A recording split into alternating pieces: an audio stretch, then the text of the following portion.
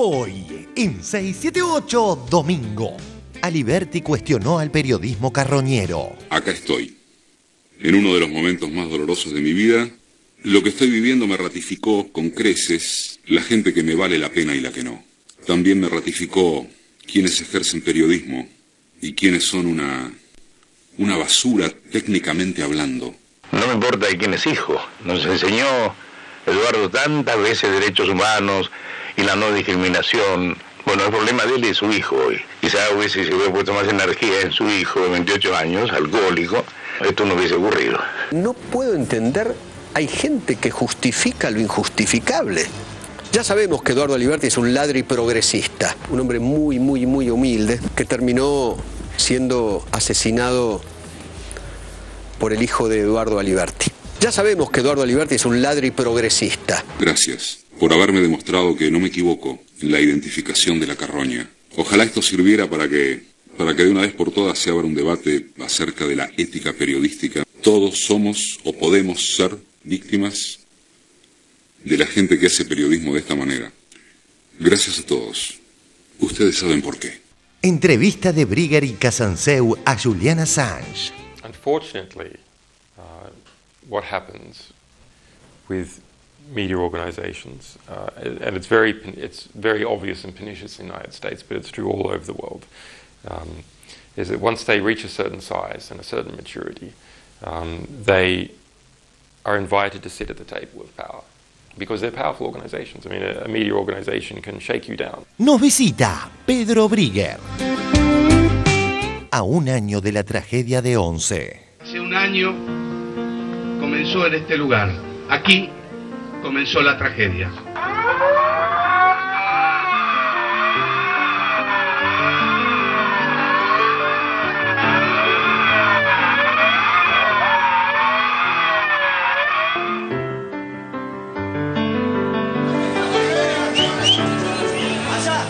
Chocó contra el andén de la cabecera 11 del ferrocarril Sarmiento. De golpe mi hija no juega más con la abuela, no cocina más con la abuela y no comparte infinidad de situaciones que mi hija estaba acostumbrada con su abuela. El acuerdo por la causa AMIA. ¿Qué piensa de verdad la UCR? Hubieran generado un manto de confianza y sana expectativa, pero acá, insisto, hay desconfianza y las expectativas son todas favorables. Y las expectativas son todas desfavorables. Nosotros no vamos a acompañar desde el bloque del radicalismo, obviamente, porque entendemos que las especificaciones no son muy claras, pero lo que no tenemos que perder es la investigación que ha hecho la justicia argentina, que prácticamente ha esclarecido el caso. Tal vez en ese interrogatorio pueda salir algo que pueda contribuir a la causa que está llevando adelante la justicia argentina. ¿Por qué no apoya entonces, senador, teniendo en cuenta esto? El carisma de Sarlo. ¿Qué pensás de Cristina, de cómo está en estos tiempos?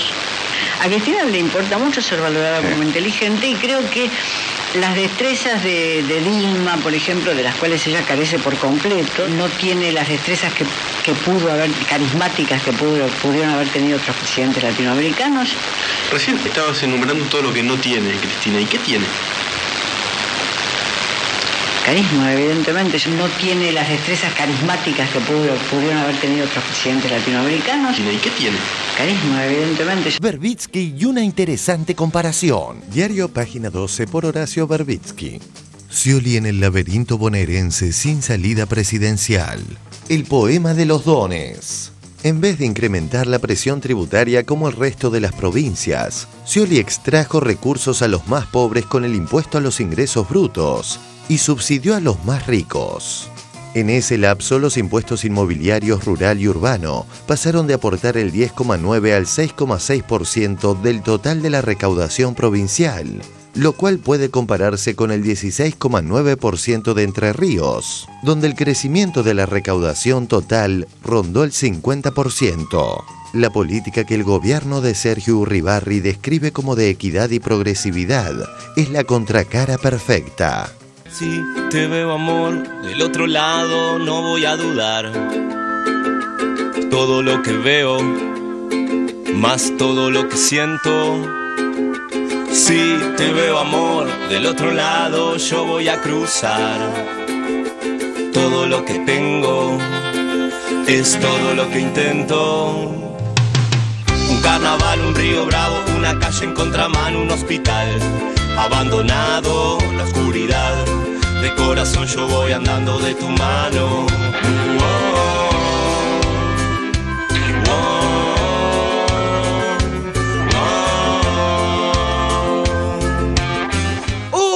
Otro día de impecables noticias. Uno, Tevez y más de lo mismo. Silva, Carlitos Tevez, golazo, golazo, golazo, golazo, golazo, golazo, golazo, ¡gol! La cambió para Tillo, ¿y por qué no? Puede ser, el pase para Messi, ¡gol! Hallazgo de militancia clarinista. Blog República Unida de la Soja de Lucas Carrasco. Periodismo independiente. Diario Clarín, 24 de febrero de 1946. Pueblo argentino a las urnas. Tamborini. La nación frente a su destino. La Constitución será mi guía de gobierno. 9, 6, 7, 8. El programa que ataca al discurso dominante. Chelsea se colgó del travesaño, lo criticamos mucho. ¿Por qué no le ganó el Barcelona? La verdad que tuvo 6, 7, 8 situaciones de gol. Salí seguro, salí seguro. 6, 7, 8 situaciones de gol. Va a ser tan lindo hacer un puente, de verdad, todo para vos. Va a ser hermoso hacer un puente sobre el mar, solo para vos. Va a ser tan lindo hacer un puente, de verdad, todo para vos. Va a ser hermoso hacer un puente sobre el mar.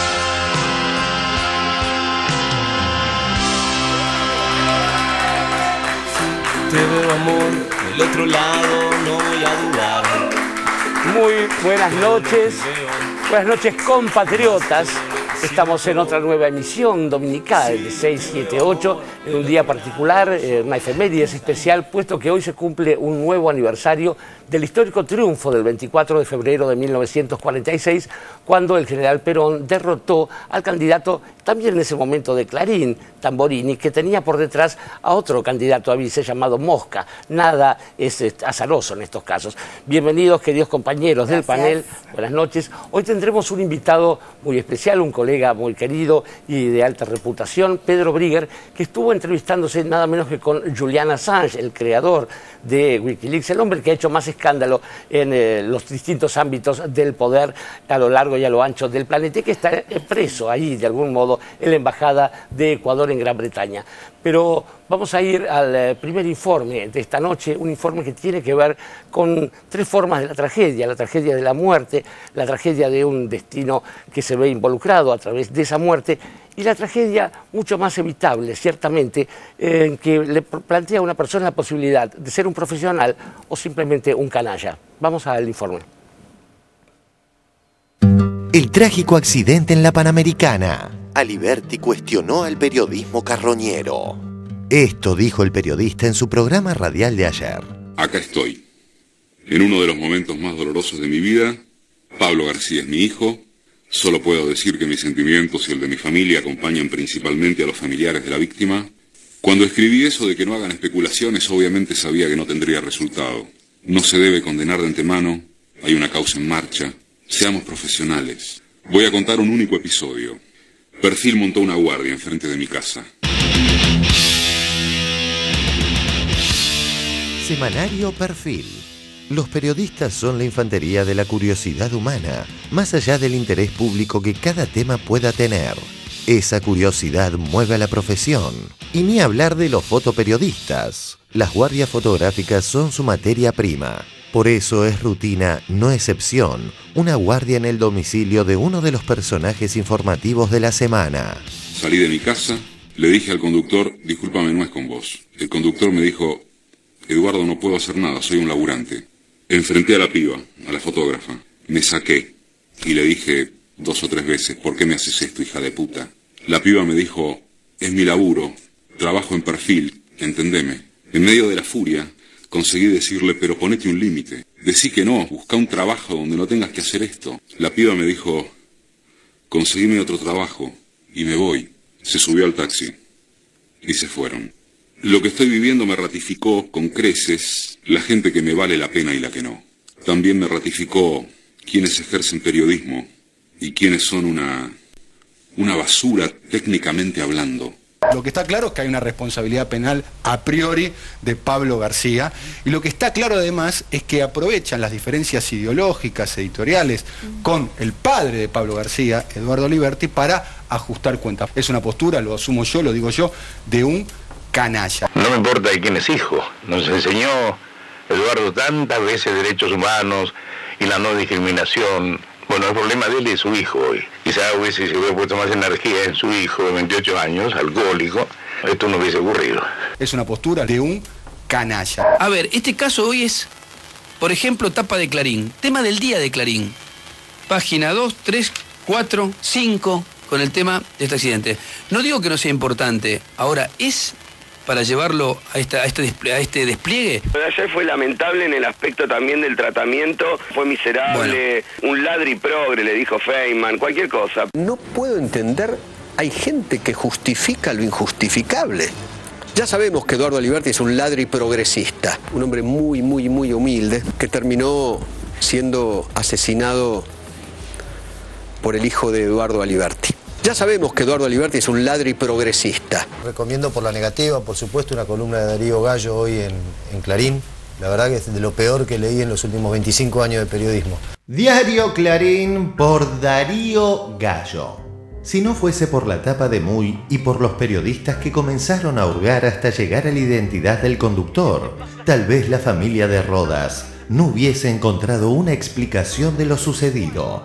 La actitud de Aliberti, salir a aclarar 3 días y medio después de la muerte, debe ser reconocida en el contexto de su drama de padre, aunque también habla de la honestidad intelectual de muchos comunicadores que atacan al periodismo por oportunismo ideológico. Ahí hay un gesto ya de moral de gusano. Yo me sentiría un monstruo escribiendo un artículo conectando una desgracia terrible como ocurrió acá, con el ataque el supuesto ataque al periodismo. Con la diferencia que uno pueda tener ideológica. Para defender al monopolio, busca otras armas, no seas tan miserable. Gracias por haberme demostrado que no me equivoco en la identificación de la carroña. Ojalá esto sirviera para que de una vez por todas se abra un debate acerca de la ética periodística. Todos somos o podemos ser víctimas de la gente que hace periodismo de esta manera.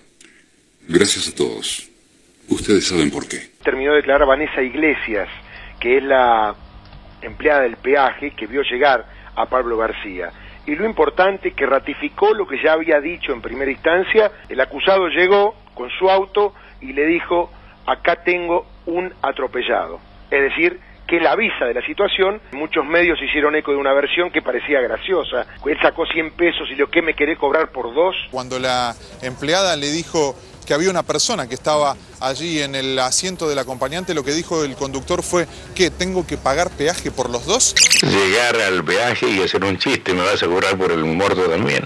Lo que comenta la trabajadora del peaje, que el joven le dijo que te tengo que pagar por 2.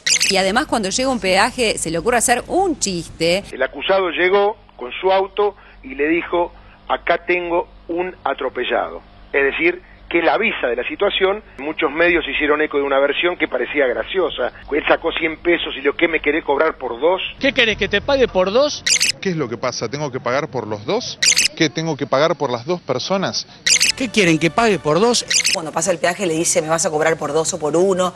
¿Qué tengo que pagar por 2? Obviamente un miserable que instaló esta situación. Esto ha quedado totalmente descartado. Fue todo al revés. Él fue el que le dijo, vengo a traerte este muchacho que... Tengo un atropellado en el auto. Y es más, esta chica Vanessa estaba preocupada y le dijo a varios colegas que ¿por qué están diciendo eso si no fue lo que yo dije en el primer momento? La mala información y la mala intención van casi siempre de la mano cuando de Clarín hablamos. Y sin querer, el cronista Mauro Zeta terminó desmintiendo el pescado podrido que se había lanzado desde TN un ratito antes. Manejó 17 kilómetros con el cuerpo de Reinaldo, que Pablo García no es médico, con lo cual no sabía si Reinaldo estaba vivo o estaba muerto, que había 6 salidas en Panamericana desde el lugar del accidente, kilómetro 52, hasta el peaje de Tortuguitas. En cualquiera de esas 6 salidas, Pablo podría haber salido y buscar ayuda. Y minutos más tarde. La fiscal puede interpretar esto, de hecho lo está interpretando, no como un intento de fuga, sino hasta ahora como un intento de llegar rápidamente a un lugar que podía ser el peaje. Asistencia, decís vos. Sí, o por lo menos de llegar al peaje. Porque, a ver, mucha gente desde la lógica,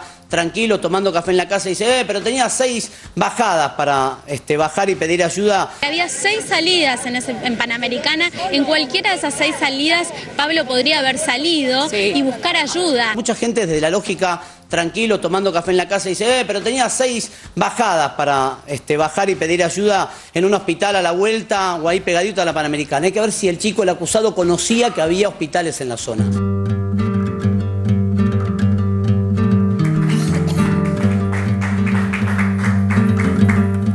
Fuera de la bajeza morbosa que hemos visto en los informes, y como les trataré de desarticular esto, creo que vale la pena pensar también en la primera de las objeciones que hace Feynman. Dice, hay gente que trata de justificar lo injustificable. No hubo ningún intento de justificar lo injustificable, ¿no?, en estas lecturas. No, en absoluto. Yo creo que lo primero que uno tiene que pasar en limpio es que Pablo García haya tenido este accidente. Digamos, habría que separar las cosas, pues si no vamos a... se empantanan los discursos. Manejar borracho es criminal. Sí, sí. ¿Ok? En eso estamos todos de acuerdo. Pero para todos estos periodistas carroñeros, esta es una excelente noticia. Que Pablo García sea el hijo de Eduardo Aliberti es una excelente noticia. Creo que de eso todos nos damos cuenta. Sí, empezando por marcar que el hecho de que Pablo sea el hijo de Eduardo Aliberti no es la noticia. No, claro. Disociar este punto. El problema es la ideología política de Eduardo Aliberti, con lo cual me parece, a mí me llamaba la atención desde minutos después que se conoció la noticia, porque el que quería enterarse de que ese era un relato falso, que era una narrativa movilera, el chiste en el peaje, etcétera, el pago por 2, se enteraba si tenía las antenas muy paradas y si trataba de... Porque enseguida la cajera del peaje salió a desmentir eso. Estaba muy interesada en desmentir eso. Y la información estaba. Y sin embargo, como sucede con tantos temas todos los días, las desmentidas están, pero la versión que quieren multiplicar al infinito sigue siendo multiplicada al infinito. Porque se cagan en las desmentidas, no hay otra manera de decirlo. Y la verdad que, por supuesto, me solidarizo con Eduardo Aliberti. En la frase del pago por 2, del chiste, ese miserable chiste, creo que hay algo de verdad, y es Pablo García paga por su delito, por su error, por lo que fuera, y paga por su padre también, porque realmente la forma, el ensañamiento sobre un periodista como Eduardo Aliberti, con muchos años de trayectoria y de coherencia, es ciertamente siniestra. Querido Dante. Sí, a mí me parece que Aliberti lo plantea bien en el comienzo de lo que fue su programa del sábado. Es decir, él no habla del caso, no deslinda responsabilidades, ni habla del hijo, no, dice que hable la justicia. Y finalmente él lo enfoca por el lado de la ética periodística. Es decir, bueno, quizás este caso puede servir para eso. Ahora, a mí lo que me parece más triste, pero también un signo de época, es que hasta un caso como este entra en la discusión del clivaje kirchnerista-antikirchnerista. O sea, los medios antikirchneristas han salido furiosamente a criticar, ¿sí?, porque el padre de este chico es alguien que defiende. Es terrible, digamos, llega a niveles insospechados la disputa. Ciertamente. Y sobre la carroña creo que no vale sobrevolar, más también porque uno termina contaminándose. Pero hablamos de la forma de hacer periodismo y hay ciertamente otra forma de hacer periodismo.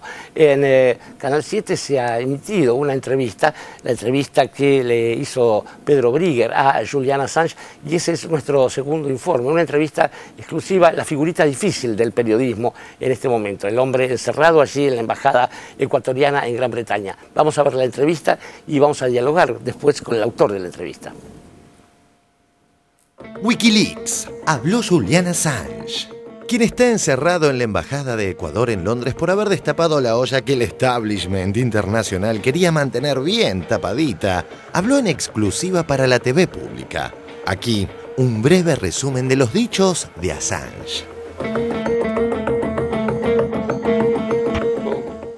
Unfortunately, what happens with media organizations, and it's very obvious and pernicious in the United States, but it's true all over the world, is that once they reach a certain size and a certain maturity, they are invited to sit at the table of power because they're powerful organizations. I mean, a media organization can shake you down by engaging in a campaign against you. So people want to curry their favor, and to do that they invite the proprietors and the editors and the journalists to engage with them socially, and they give various forms of concessions, whether it's tax concessions, concessions for their other businesses, information, or social concessions.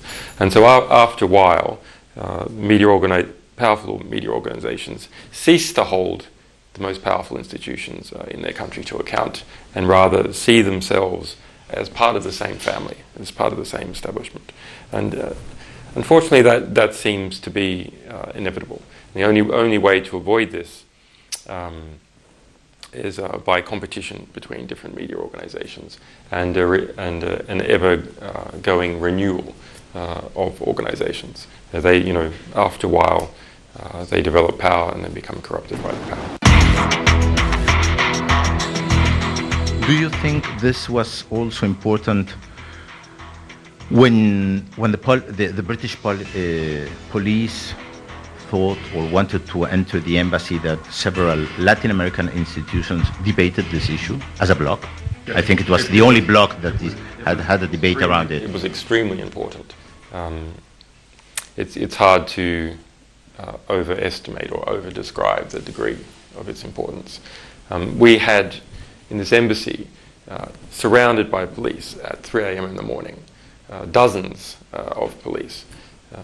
Police coming down on ropes over here, scaling down the walls, and a direct threat by the United Kingdom to enter the embassy. Now, you'll see statements by the Foreign Minister, William Hague, saying, oh, no, we never threatened to enter the embassy. We were just outlining to Ecuador what the various legal options were. We're disappointed by the statement by Ecuador's Foreign Minister today that Ecuador has offered political asylum to Julian Assange.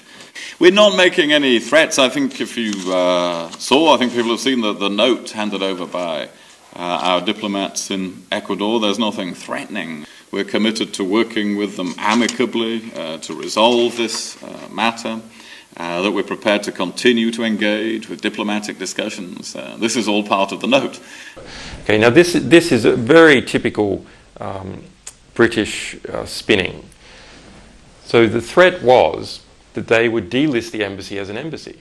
You see, so when William Hague says, oh no, we never threatened to go into the embassy, well, that's actually correct.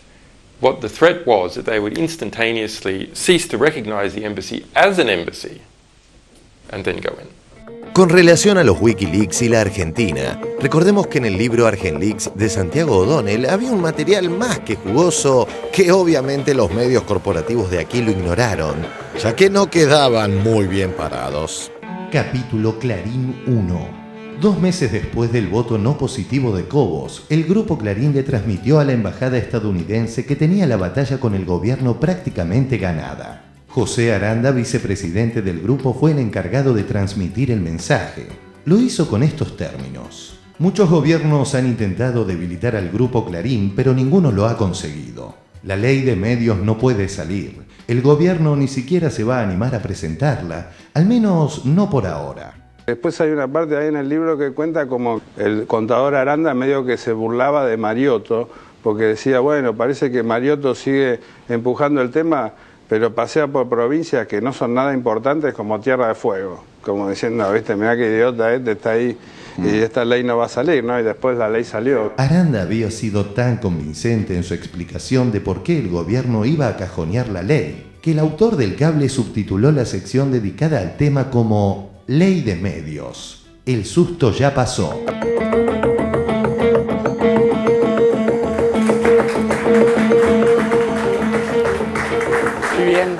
Debemos decir que nuestro invitado de hoy es un conocido de la audiencia de Canal 7, es sociólogo, periodista, analista de política internacional, autor de varios libros, es un hombre clave en Visión 7 Internacional y es columnista del noticiero de Canal 7. Queridísimo Pedro Brigger, bienvenido a 678.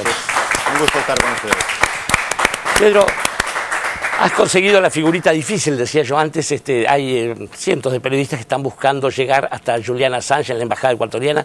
Lograste entrar y me gustaría preguntarte, en principio, cómo es el clima que rodea todo eso, cómo es el ambiente y cómo es el diálogo con Assange y por qué está en la embajada de Ecuador, que él lo explica en tu entrevista y no en otra embajada como Túnez o cualquier otra que le ofreció asilo, ¿no? Sí, él explica en la entrevista que pasamos ayer por la televisión pública que justamente eligió Ecuador porque entiende que hay un bloque detrás, un bloque latinoamericano muy fuerte que respalda lo que hace el gobierno ecuatoriano, por eso desecha la posibilidad de ir a Túnez, porque entiende las contradicciones que hay en el mundo árabe y el gobierno de Túnez, la verdad, es bastante inestable. Esto es, hoy está, mañana puede no estar.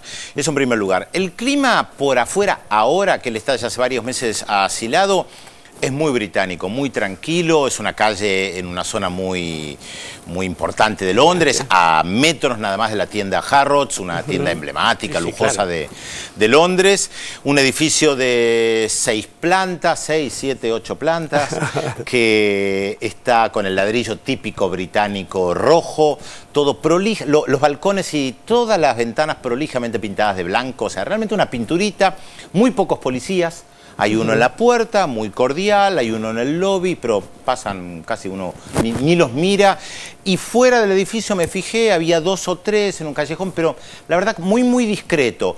Un camión blanco de la policía que está enfrente del edificio, camioncito tampoco demasiado grande, que seguramente monitorea absolutamente todo lo que pasa dentro de la embajada, si es que no tienen cerca, obviamente, otras cosas para monitorear y escuchar absolutamente todo. Deben tener un rectoanálisis de sangre a esta altura, Pedro, digámoslo claramente. Es posible, pero no, la verdad no me preocupo. Es parte de mi trabajo. Hemos entrevistado a lo largo de esta profesión a mucha gente complicada. Y creo que tiene que ver con nuestra profesión buscar algunas figuritas difíciles, como vos señalabas. A veces unas entrevistas se pueden hacer en mejores condiciones que otras. De todas maneras, él no es una persona clandestina, está dentro de la Embajada de Ecuador, que recordemos es territorio ecuatoriano, y es importante lo que él dijo porque el Reino Unido amenazó con entrar a esa embajada. Este hombre está en la mira. Si sale, lo pueden arrestar, lo pueden matar.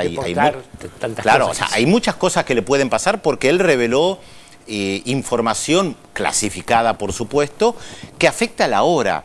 Esta es la gran diferencia con lo que nosotros siempre sabíamos respecto de los documentos de hace 20, 40 o 50 años. Cuando se desclasifican documentos de hace 50 años, ya no afecta a lo que están hoy actuando en la política. Si no, miren lo que está pasando con el Papa.